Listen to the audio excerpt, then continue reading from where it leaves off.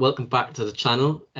Today we are going to be doing a roundup of the week's results, basically talking about this weekend, the highs and lows of every team, how everyone's been doing, and more than anything, giving our opinions on said results and having a chat about certain teams who I think are in trouble, who's been doing good.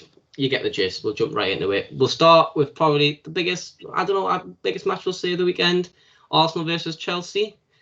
Big match these days, would you say, lads? Yeah, still a big one, big derby, especially the Arsenal Chelsea fans always bashing heads. So yeah, I think it was a big match. I think the only entertaining thing for Arsenal after that game was seeing Ty's reaction. Did you see Ty of EFTV, what he said? I'm watching actually. Where he was like, "Oh, I can't give Chelsea any credit, no credit whatsoever." But I think we actually did play well. We just got unlucky in spells, and I think that sums it up. Yeah, well, obviously, as everyone else has seen the results, unless you for some reason don't want it spoiled, even though it's probably Monday by this point. No, sorry, Tuesday it'll be when this goes up. It was 2-0 to Chelsea, which no one was surprised by. Lukaku's first game, got his first goal in Chelsea colours. He didn't score in his last spell at the club. He started his second spell with a goal. What did everyone think of him? Oh, he was an absolute joker. He bullied the Arsenal defence all game. Like literally, he put some bullying campaigns out against the Arsenal defenders after that one. Yeah, it's exactly what you expected from Lukaku. He's a strong player. He's going to be an absolute nuisance to the team. And I'm looking forward to see how he gets on this season. For example, when he plays Newcastle, God, let's just pray for that. But he did look really good in this debut.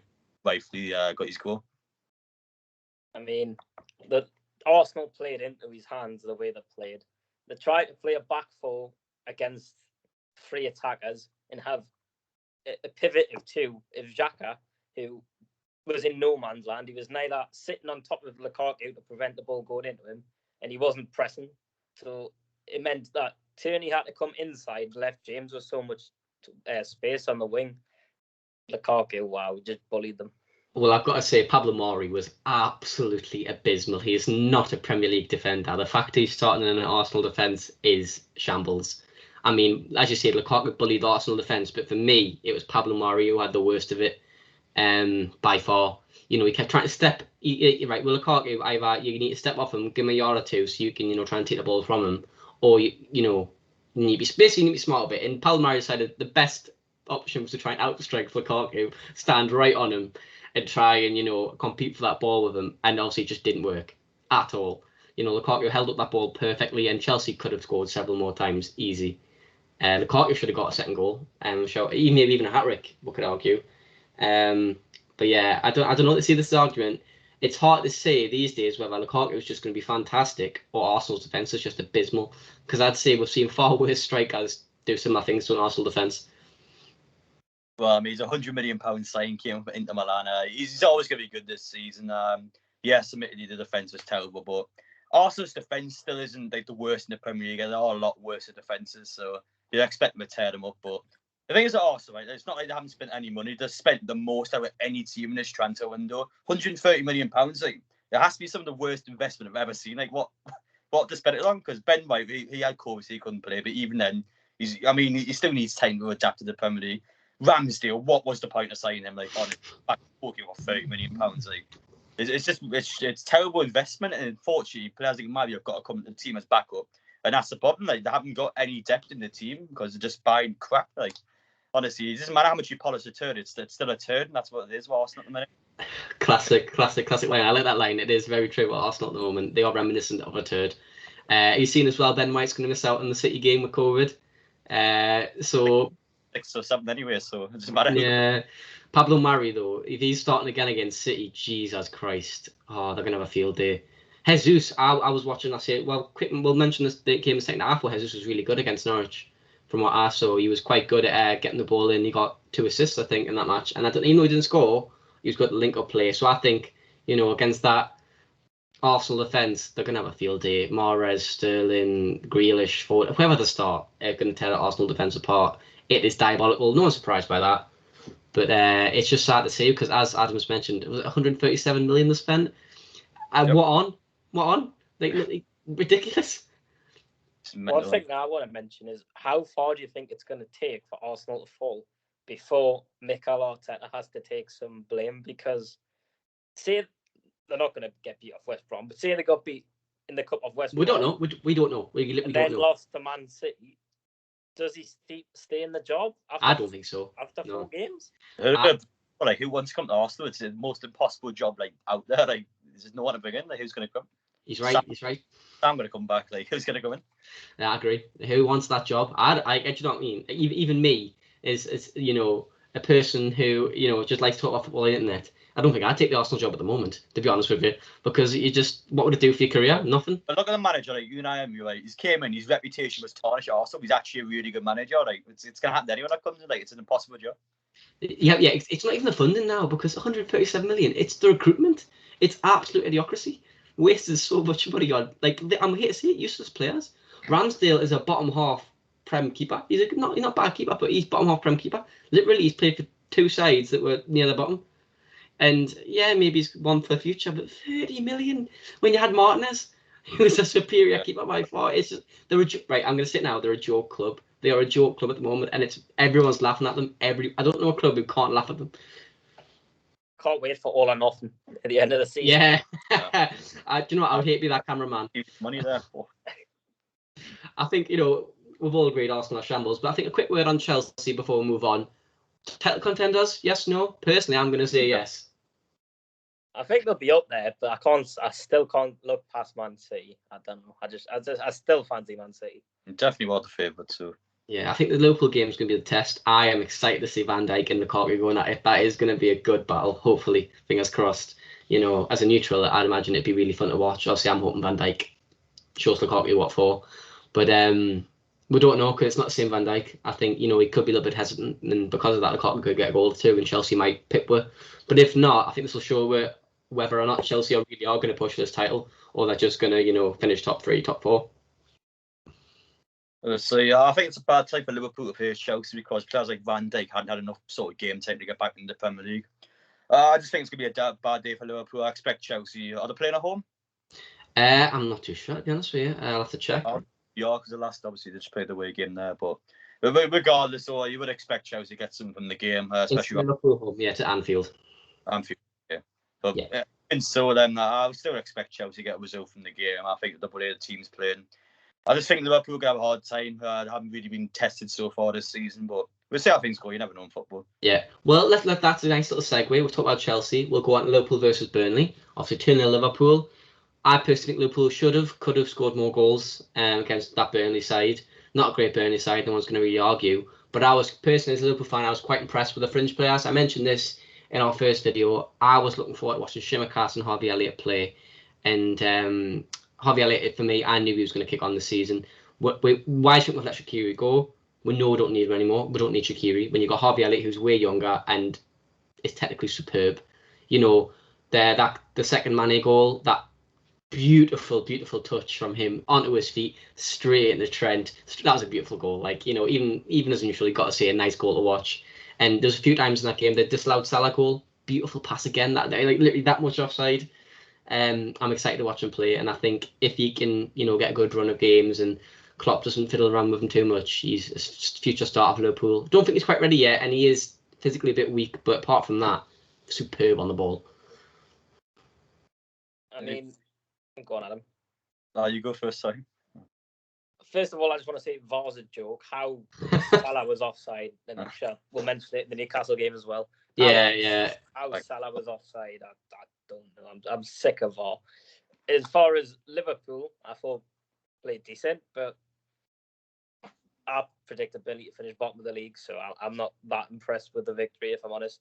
Yeah, of course. I know you said Shimikas has played well, which fair enough, but he's still not as good as Robertson. I think Liverpool lack in the bigger games. I feel like Shimikas will be more exposed than what Robertson would be 1v1. No, of course. But the point being was that when Robertson's fit again, last season when Shimikas came in, he looked nervous. He looked not confident, even against the lower sides. And I think now he comes in, he's had a couple of good pre-season. He's had 2 good starting games. So now he'll be quite confident coming to that side, whether it's in the Champions League, the Cup, or, as I say, we get an injury. I think he'd be a lot more confident, and maybe that'll help with. Same with Elliott, same with Minamino. These players, I think Michael Further in Cup competitions than we did last year. Last year we didn't do so great.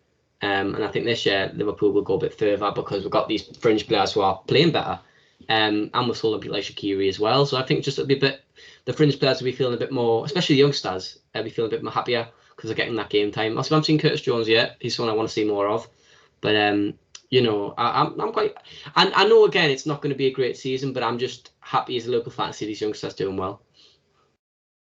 Well, that's kind of what sort of match Burnley is, really test the youngsters out, just seeing how the players get on. But yeah, like I've said, I expect Burnley to get relegated. So in the grand scheme of things, it's not an amazing win, but it's a win nevertheless, and that's the important. No, yeah, of course, yeah. I think a quick note on Burnley before we do move on to the next game. Burnley, I think it was Kieran. You put them last in your predictions, rock bottom. 20th, yep. Rock bottom. I don't know if they're going to quite finish rock bottom because you never know, but I do see them getting relegated the way they're playing. They are apparently they've just signed a sealed a deal for Maxwell Cornet from Lyon.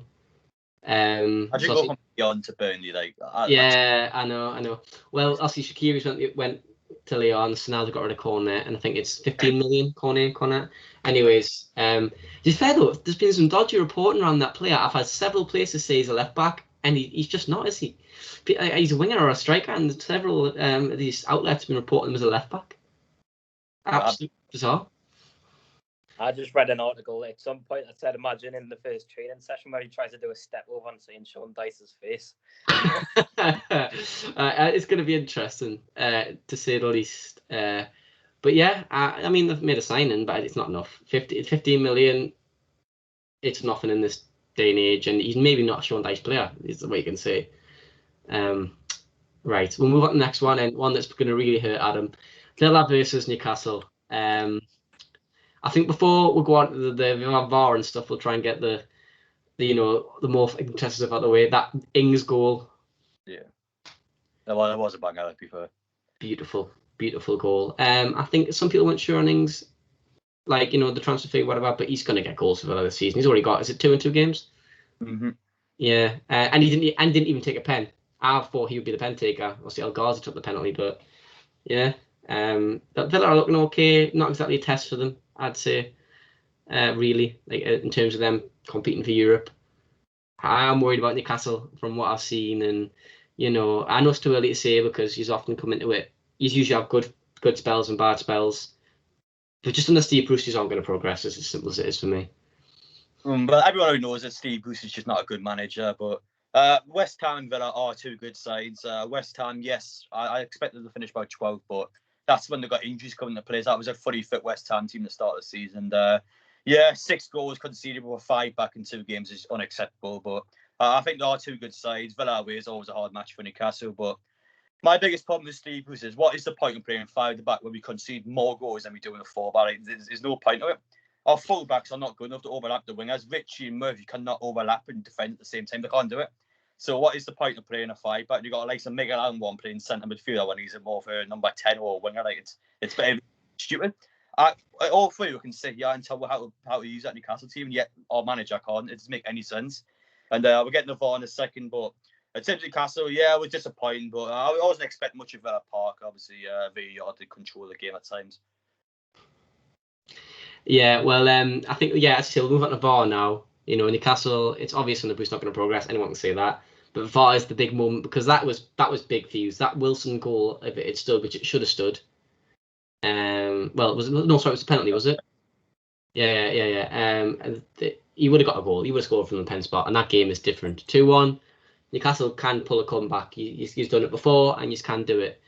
You could have got a draw at that game, and it would have been a good point for you. But VAR totally screwed us over. As I say, the same with the Salah in the Burnley game. That what advantage has the player got there? What advantage? I talk about the first VAR because there was actually 2 in the game. The first one, when it came in the Sal's handball, and that was a penalty. His arm sticked out like that, and it's in the laws of the game. That's a pen. Yeah.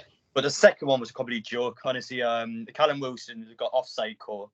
They said at the start of the season, we are going to make sure that these decisions are not overruled, because the overruled decision has to be clear and obvious. That's not clear and obvious at all. He's literally, you can't even tell the boot. Like, how are you meant to tell that's offside? No, it's ridiculous. And not only that, Martinez is just on a high knee. Callum Wilson, you could have killed him. Like, you honestly could have killed him. That was a red card as well. Yeah, the referee on, it's a yellow card. we're going to give a penalty and it's overruled. Like, it's honestly, it's baffling. But if that's offside, like, I was born in Bangladesh, because that was not offside. Yeah, I saw the opposite given in the Arsenal Chelsea game. There was the Lukaku goal.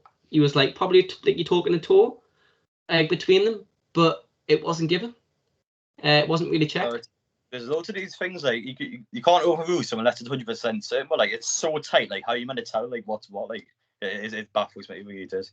Yeah, I think they need to have a look at it because in general, I would say I've been happy with the refereeing this season. A lot happier at the beginning of the season. They're letting games play more. They're letting people be not necessarily like violent, but a bit rougher, a bit more. There's an edge to the game. You know, I'm quite enjoying the refereeing when I've watched games. It's way better, and I think everyone else is quite happy with it. And I've been happy with that, but VAR still needs to be looked at. But the thing with VAR is the thing with VAR is it's not the technology. It's not a problem. It works fine. It's how we control it and how we use it in the games. It's not on at all.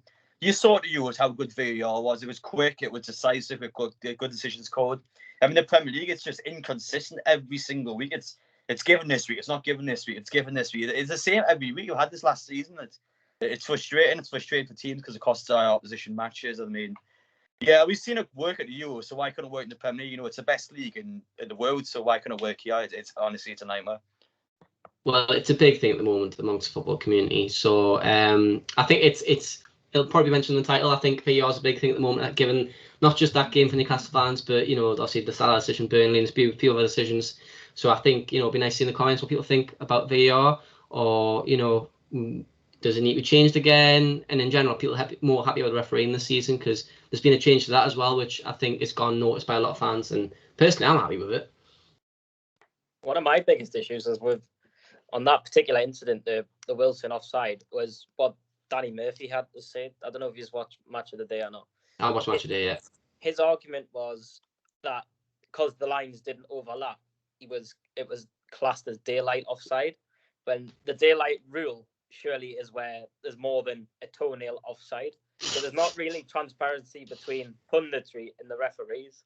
And that lack of transparency is clear on the pitch because referees are reffing differently between them. Because if you look at the West Ham game currently, that red card was complete. Like Michael Oliver must have been 10 yards away and missed it. Then VAR went back and said it's a red card. Like the quality of refereeing is just terrible. Well, I've got to say, like with that VAR decision and the whole thing, I've noticed the faster strikers, like your Wilsons, like your Salahs, get it given against them more often than your slower strikers, which I don't know why that makes any sense. Why does that make a difference? Why should a striker get impeded for being fast? Is that not part of the game to be athletic, be good? But for some reason, you get impeded for it because how dare you see the ball before everyone else and get off your mark like any good striker would. Whilst these slower strikers aren't impeded by the laws often, which to me makes no sense at all. Like Lukaku was the same, the Chelsea Arsenal game didn't get impeded, and it's again he's a slower striker getting away with it. It makes no sense. Oh, it's just a farce. The Premier League referees aren't as simple as that. There's a reason why you don't see them at national tournaments because they are bang average. It's simple as that.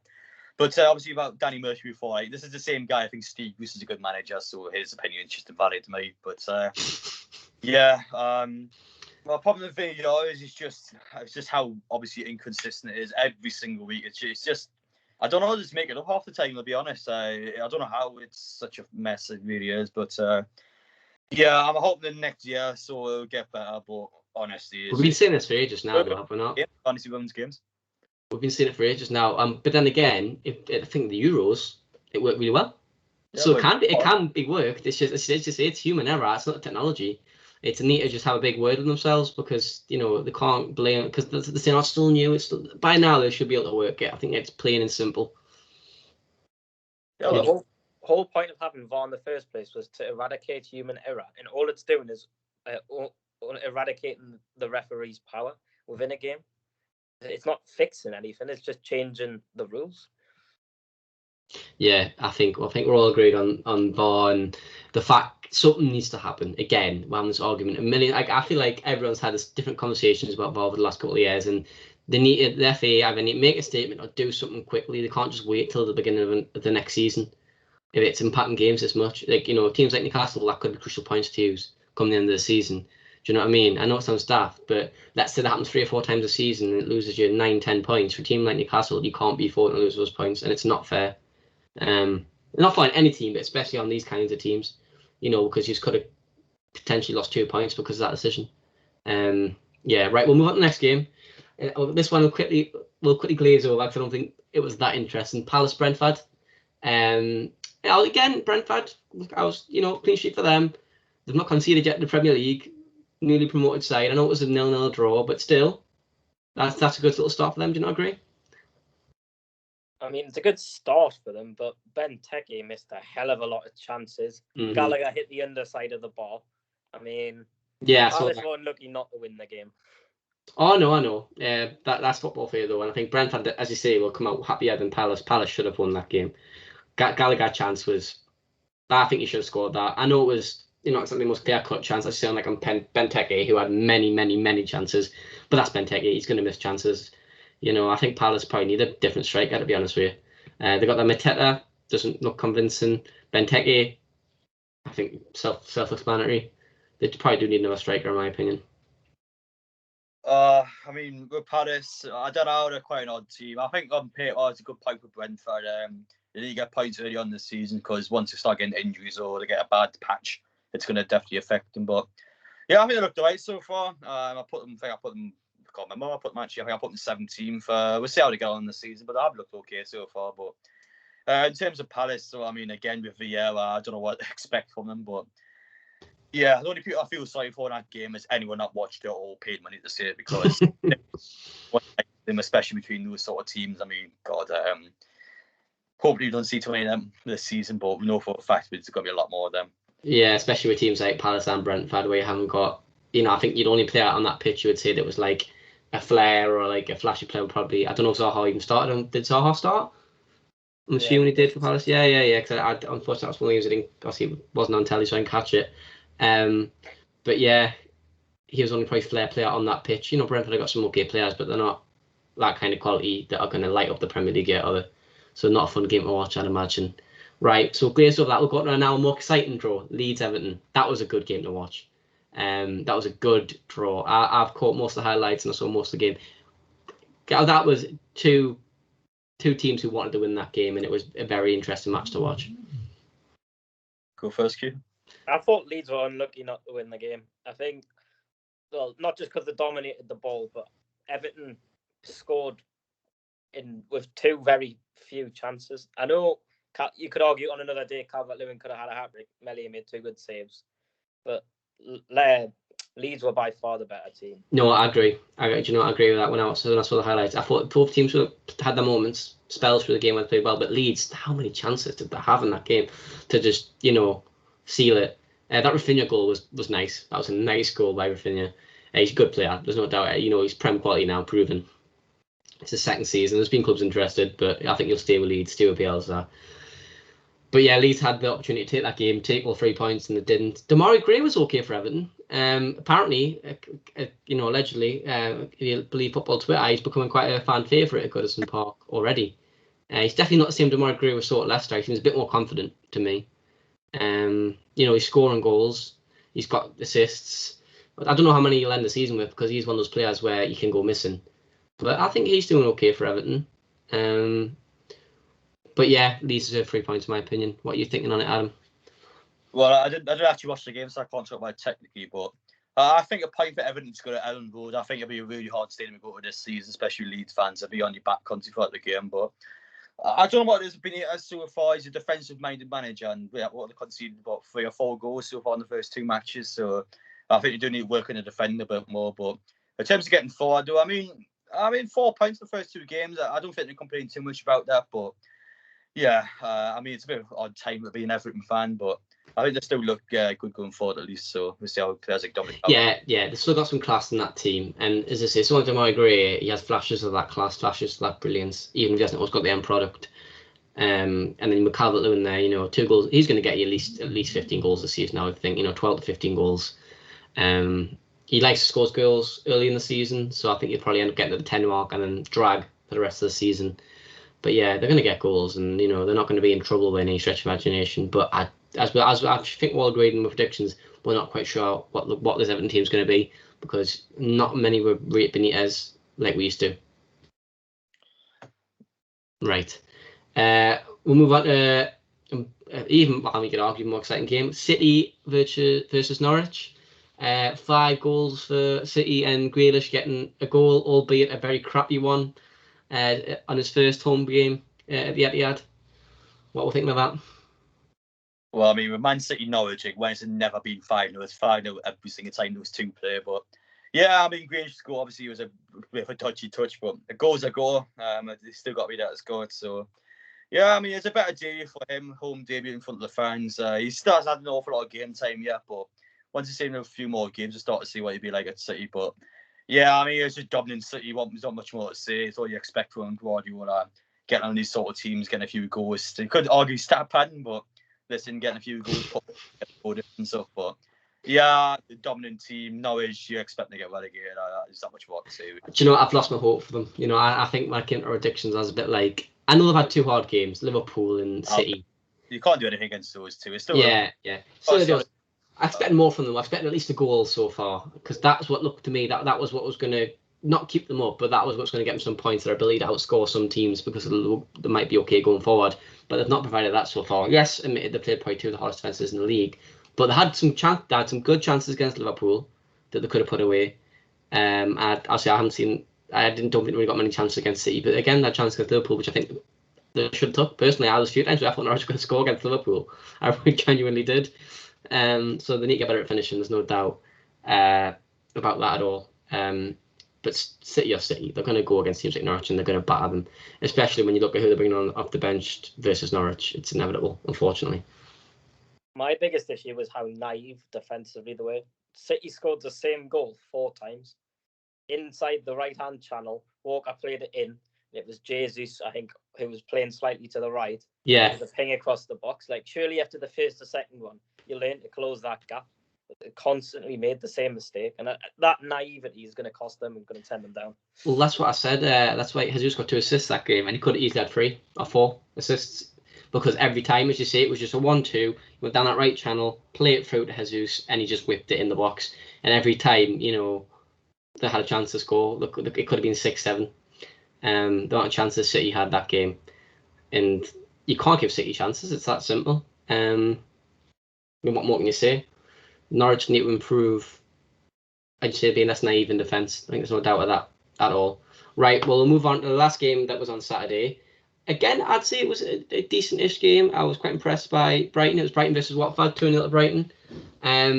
Brighton are looking okay this season. I think Watford's first game surprised some people, getting the win. But that looked more like, not a relegation side, but that looked more like what we're expecting from Watford. This is what we got the first game, I'd say. Again, with Brighton, I mean, they always play good football, regardless of how they got in the match. They've always played ball out nicely. It's just whether they can score chances or not.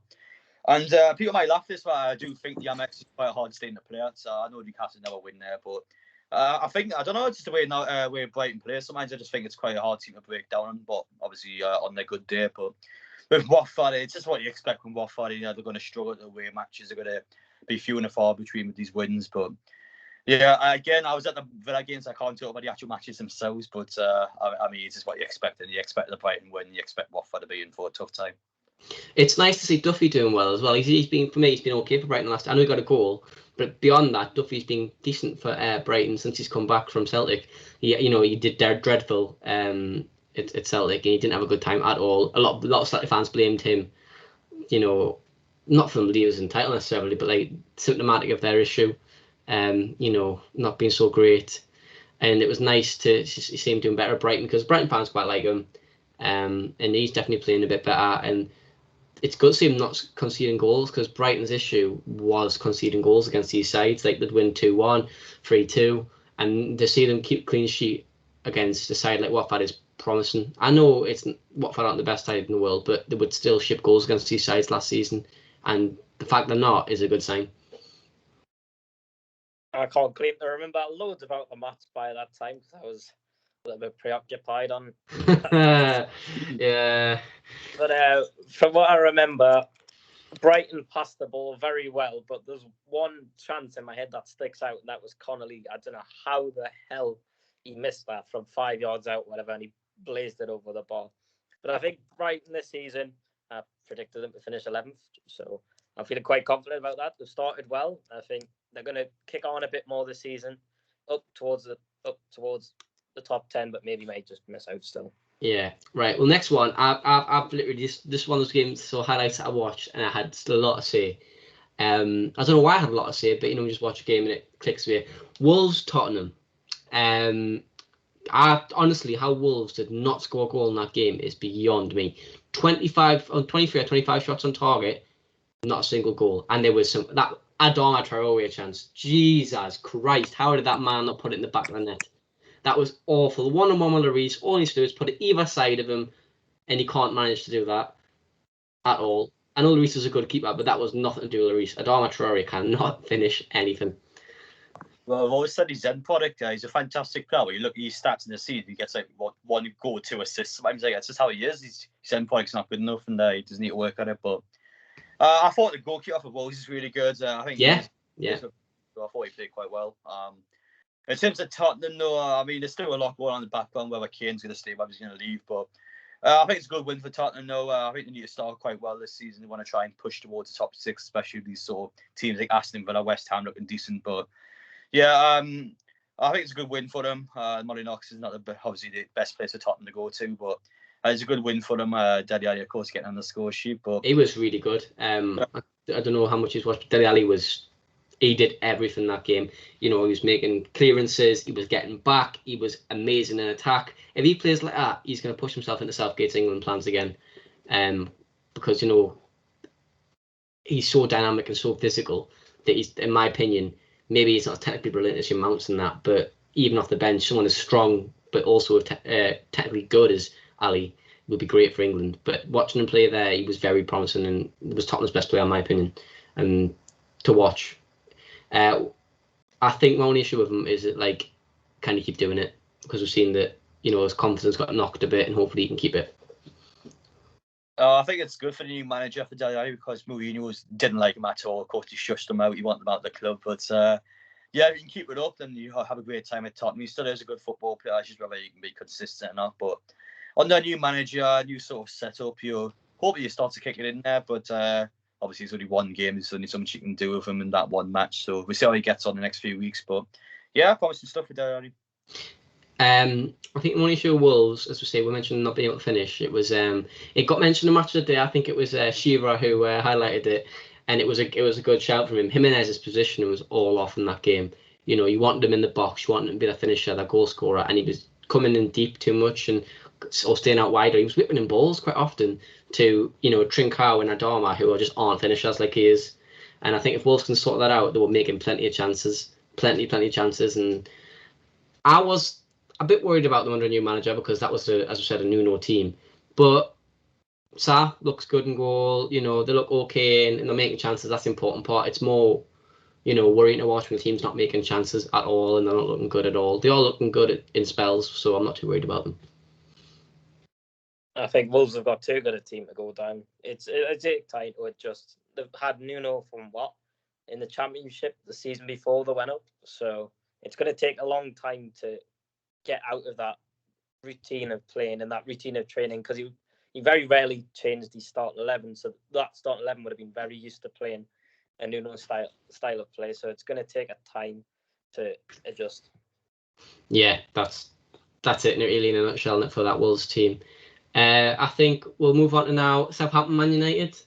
I'll say 1-1 draw. I think that's a point loss for Man United that they shouldn't have lost. Man United should have grabbed that game by the scruff of its neck. Southampton were not bad. I won't slag them off. But my worry for Southampton and the reason they dropped points is because they just, for spells in the game, they look lost. Completely lost. You'll see a 10, 15, maybe even 20-minute spell where they look like they're going to concede several goals. And that's Southampton's problem, and that's why they dropped so many points, in my opinion. The only reason I felt Southampton got a point in the game was just how bad Man U were. Players like Maguire, Fred, honestly, what a fraud he is. He had a disaster class, Fred, but even Maguire, a player that's been good at the Euros, a player I was excited to see this season, had a really bad match, I thought. I thought he could do better for the goal. Just in general, I I don't know. I just constantly felt like he was going to make a mistake or he was going to miss the ball here. But I think Fred was definitely the biggest problem in the game. He was just, the amount of times he put the ball out of play was just ridiculous, wasn't it? But, he was abysmal. I felt Southampton got a point in the game just because Man U just weren't up for it. I don't think Southampton played particularly well. I just thought it more of the opportunities. So it.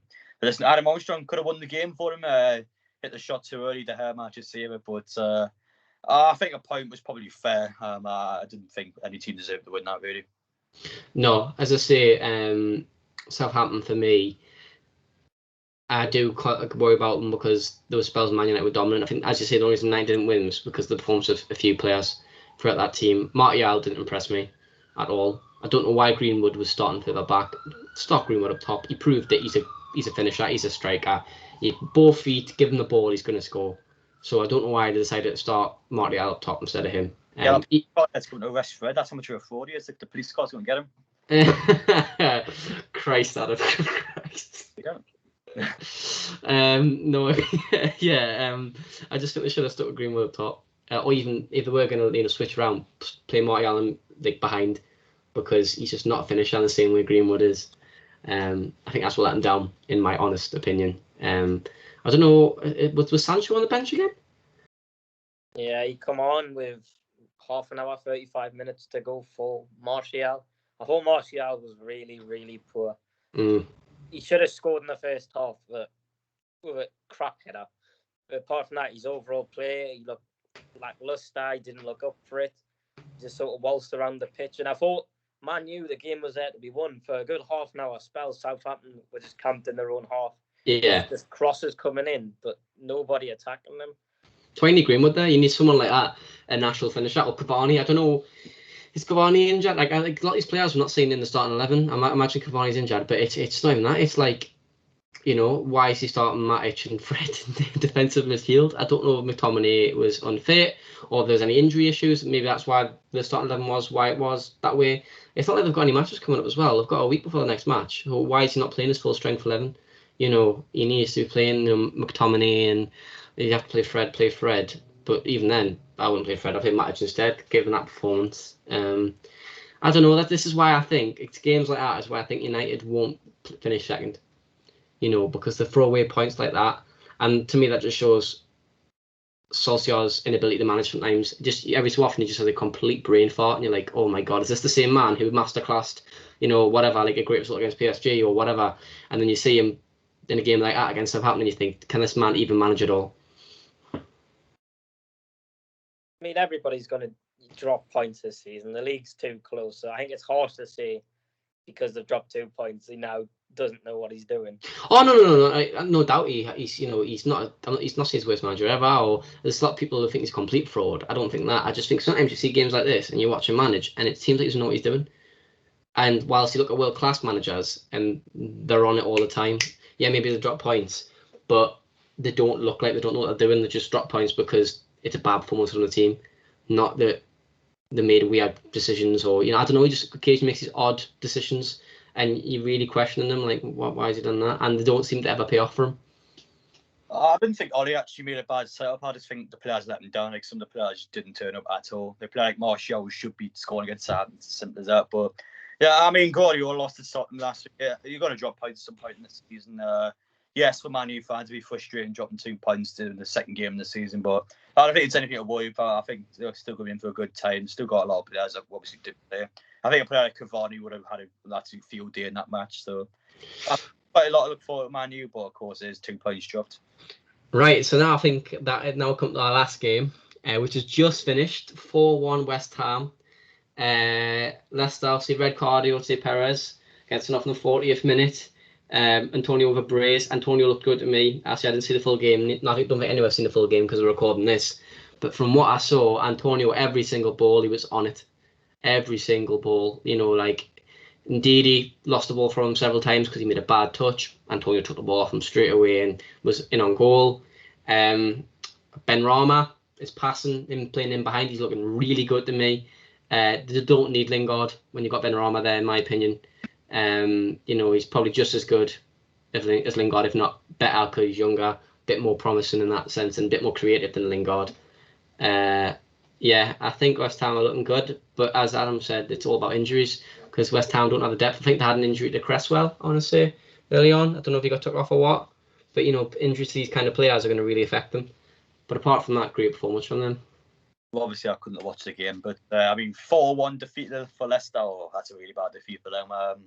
Leicester's got to beat the likes of West Ham. They want to get anywhere near the top 4 this season, so that's already going to be out the window at some point. But yeah, in terms of West Ham, they have looked good, but eventually, once a player like Antonio Benrahma, once one of them gets injured, it's going to go downhill.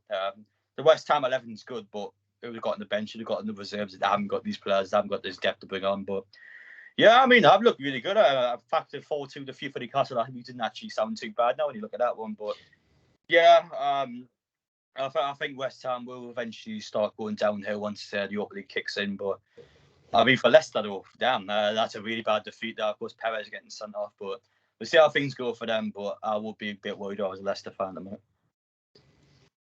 I think West Ham, they played the game perfectly. Leicester had a lot of possession early doors before the first goal, but it was just passing around the back. They weren't really going anywhere. West Ham just were patient and waited to pounce. And I think when you look at the build-up for the first goal, Fornals, he let the ball run across him and then pinged it out wide to Benrahma, who crossed it and he scored. That was a good goal. The Perez red card, harsh maybe, but probably was a red. And then after that, the Soyuncu mistake. If Leicester had any aspirations of top 4, they can't make individual mistakes like that. Yeah.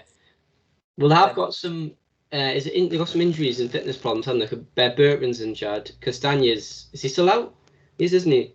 Castanha's still out. They've got a few injuries, especially in that defence. It always happens with Leicester. I don't know why they always seem to get a lot of injuries through the season. Especially in the defensive positions, it seems to always be. I don't think they've even got a starting centre half. They're starting Daniel Amati at centre half, and he's not a centre half. They just signed Vestergaard. Maybe there's a reason he can't start. I don't know. But start someone like him over your Amati, because he's not a terrible player. But for me, he shouldn't be starting for Leicester. And it's just things like that, which is why Leicester dropped points, and it's what cost them, a higher position last season. Right. So I think we've said all we need to say on the matches this week. We'll have a quick little mention to our fantasy league. At the moment, none of us are top, so it looks like we're going to lose 20 quid if it keeps going like this. Top is quick shout out to Mikey Mancini. He's top. Absolutely smashing with it. He's just had a blinder with his picks. I think he's about 100 points ahead of Kieran, who's his closest position. I'll just double check. He's about it's lower margin now. It's about 50 points ahead of Kieran, who's in second. I'm coming. Yeah, I'm in third. And Adam's behind us by 1 point. I've not made some great picks to start with. I can't lie. But yeah, so as I've said, Adam's gonna be bottom. That's accepted. Not gonna finish bottom. Listen, no, I'm waiting for the right point to put the transfers in. I think after week 3, then I'm going to stop making transfers. To be fair, I looked at your team, Adam. I had a quick neb. Tierney. Listen. No. Tierney. Why have you got an Arsenal defender in your defence? That's just that is throwing away points. He hasn't got any yet, but he's a player that's going to get assists this season. He's a great crosser, but unfortunately the rest of his team sucks. I was going to say, who's he across to at the moment? Balgun or whatever he's called. Yeah. Not going to get many assists at the moment, right? Anyway, that's a quick mention of the fantasy football. Before we go, hopefully we should be doing a live stream this week, or maybe even 2. We're going to look at the Champions League draw. We're also going to look at the Carabao Cup draw. One of those will be on Adam's channel, which I'll leave a link to in the description. Check it out. He's got way more subscribers than us. He's been doing this for a while, if you can't tell. But yeah, we'll do a Champions League draw. And anything else you want to say, just let me know. Literally, we'll try to do a bit of a shorter video today, but we did talk a bit much, but it's shorter than what average one. Hopefully we should do this every week. If you like it, give it a like. Quite simple. And hopefully we will hear from you again soon. Any kind of messages, anything you want to give to it, we much appreciate it. Right, that's all from me. Bye. Yep.